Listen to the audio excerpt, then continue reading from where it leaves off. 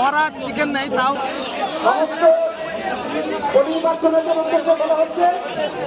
ইলেকশনের জন্য ট্রেনিং দিতে এসেছিলাম, ভোটের জন্য। এবং গতদিন আমাদেরকে এইরকমই খাবার দেওয়া হয়েছিল।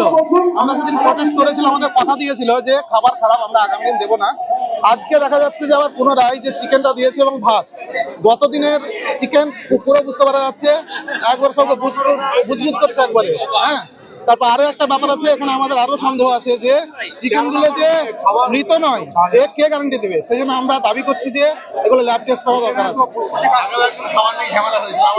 হ্যাঁ, গতদিনে হয়েছিল এবং কথা দিয়েছিল আমাদেরকে যে সামনের দিন আমরা ভালো খাবার দেবো, কিন্তু আজকেও সেই একই রকমই খাবার আবার দিয়েছে। সেবার জায়গায় হয়তো ভুলবশত হয়ে গেছিল, কিন্তু আজকে দেখা হয়েছিল খাবারটা একবারেই মুখে দেওয়ার মতো নয়। আর আগেকার মাংস আমার মনে হয় গতকালকে রান্না করা হয়তো বেশি হয়ে গেছিল, ওখানে বুটবুট বুটবুট করছে।